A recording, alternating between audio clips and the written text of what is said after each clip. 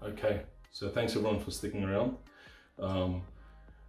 For those that just wanted to see the unboxing and then close the video, I totally understand. I've done that many times, so that's pretty cool. That's why I sort of wanted to get into doing the unboxing first.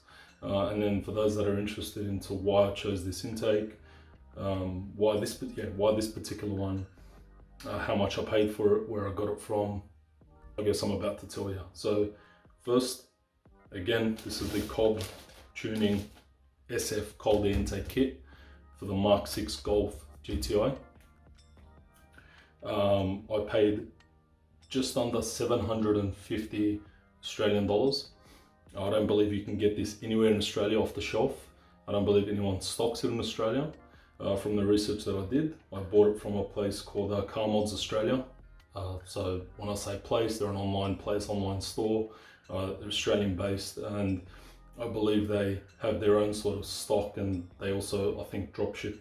This particular one was ordered by them, and there was about a 7-week back order, and you could tell I was really keen on this because I decided to wait 7 weeks plus however many weeks it took for shipping. I was willing to wait for the right intake. I could have gone for a sort of a cheaper $300-400 intake system, but I chose not to. I chose to pay a little bit extra, and by a little bit, bloody almost double, to get this particular one. Few reasons. First, it's a closed system and may not get, I guess we'll see, because I will make some videos about the before and after sound. An installation video may not be a how-to style, but at least you'll get a look and feel of the installation.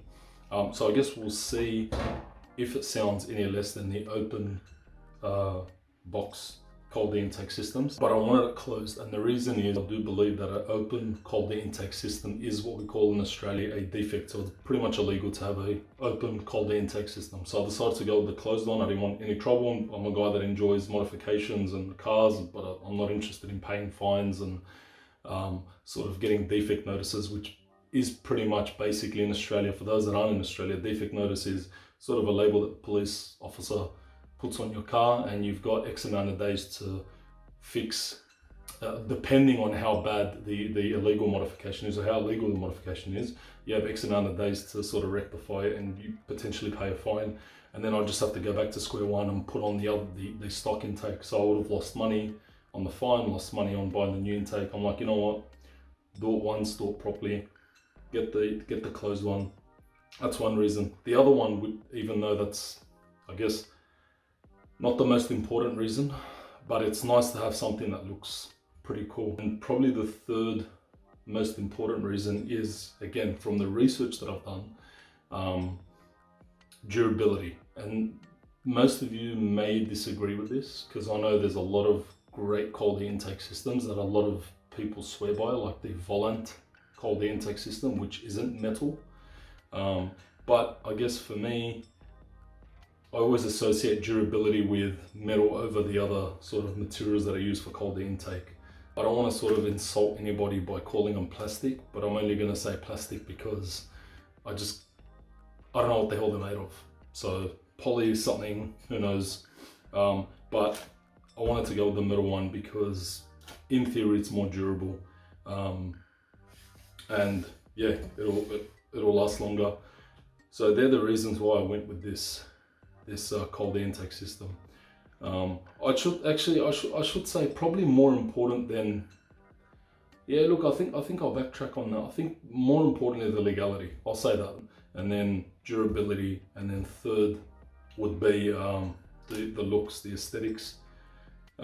Quality, you're going to get quality with any of those big brands like Integrated Engineering, what's the other one, Unitronic, even like APR, and the Revo kits. Revo, I didn't want to go with Revo because they don't have a closed system.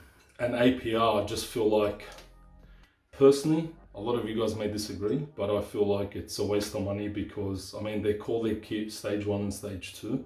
So stage 1 is you only get the last part of the airbox, and stage 2 would be the piping, so this part here.